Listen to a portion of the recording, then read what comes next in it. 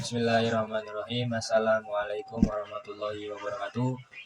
Perkenalkan, nama saya Hilal Satria Ramadhani dengan NIM 238 10 10 143 kelas PAI 1C. Di sini saya akan mengrasum atau mengulas kembali materi yang telah dipresentasikan oleh teman saya yang berjudul tentang tokoh generasi awal tasawuf. Oke, langsung saja ke resumennya. Yang pertama yaitu Hasan Al-Basri. Hasan Al-Basri adalah seorang sufi angkatan tabi'in, seseorang yang sangat takwa, wara dan zahid. Nama lengkapnya adalah Abu Sa'id Al-Hasan ibni Abi Al-Hasan. Lahir di Madinah pada tahun 21 Hijriah, tetapi dibesarkan di Wadi Al-Qura. Setahun sesudah perang Siffin, dia pindah ke Basrah dan menetap di sana sampai ia meninggal tahun 110 Hijriah. Setelah ia menjadi warga Basrah, ia membuka pengajian di sana karena keprihatinannya melihat gaya hidup dan kehidupan masyarakat yang telah terpengaruh oleh duniawi. Sebagai salah satu eksas atau kemakmuran ekonomi yang dicapai negeri-negeri Islam pada masa itu. Gerakan itulah yang menyebabkan Hasan Basri kelak menjadi orang yang sangat berperan dalam pertumbuhan kehidupan sufi di Basrah. Di antara ajarannya yang terpenting adalah zuhud serta khauf dan raja. Dasar pendiriannya yang paling utama adalah zuhud terhadap kehidupan duniawi sehingga ia menolak segala kesenangan dan kenikmatan di duniawi. Terus lanjut yang kedua yaitu Robi'ah Al-Adawiyah. Nama lengkapnya adalah Robi'ah Al-Adawiyah binti Ismail Al-Adawiyah Al-Basriyah. Juga digelari Ummu Al-Khair. Ia lahir di Basrah tahun 95 Hijriah. Disebut Robi'ah karena ia putri keempat dari anak-anak Ismail. Dia adalah seorang syahidah, syahid perempuan yang dapat menghiasi lembaran sejarah sufi dalam abad kedua Hijriah. Dia termasyhur karena mengemukakan dan membawa versi baru dalam hidup keruhanian, di mana tingkat zuhud yang diciptakan Hasan Al-Basri yang bersifat khauf dan raja itu dinaikkan oleh Robi'ah ke tingkat zuhud yang bersifat hub cinta, karena yang suci murni tidak mengharapkan apa-apa. Cinta murni kepada Tuhan adalah puncak ajarannya dalam tasawuf yang pada umumnya dituangkan melalui syair-syair dan kalimat-kalimat puitis. Dari syair-syair berikut ini dapat diungkap apa yang ia maksud dengan al-mahabbah, kekasihku. Hanya engkau yang kucinta, pintu hatiku telah tertutup bagi selainmu. Walau mata jasadku tak mampu melihat engkau, namun mata hatiku memandangmu selalu.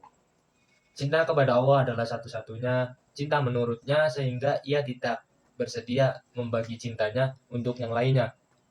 Seperti kata-kata cintaku kepada Allah telah menutupi hatiku untuk mencintai selain dia. Bahkan sewaktu ia ditanyai tentang cintanya kepada Rasulullah SAW, ia menjawab, sebenarnya aku sangat mencintai Rasulullah, namun kecintaanku pada Al-Khaliq telah melupakanku untuk mencintai siapa saja selain dia. Pertanyaan ini dipertegas lagi olehnya melalui syair berikut ini. Aku tenggelam dalam merenung kekasih jiwa, sirna segalanya selain dia. Karena kekasih, sirna rasa benci dan murka. Bisa dikatakan dengan al-hub, ia ingin memandang wajah Tuhan yang ia rindu. Ingin dibukakan tabir yang memisahkan dirinya dengan Tuhan. Tiga, yaitu Al-Halaj. Al-Halaj adalah seorang tokoh sufi yang mengembangkan paham al-hulul.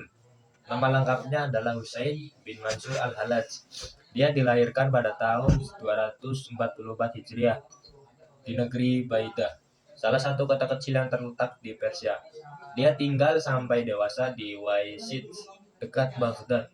Dan dalam usia 16 tahun, dia pergi belajar pada seorang sufi yang terbesar dan terkenal, yang bernama yaitu Sahal bin Abdullah Al-Tustur di negara Ahwaz. Selanjutnya, ia berangkat ke Basrah dan belajar pada seorang sufi bernama Amr al-Makki. Pada tahun 264 Hijriah, ia masuk kota Baghdad dan belajar pada Junaid, yang juga seorang sufi.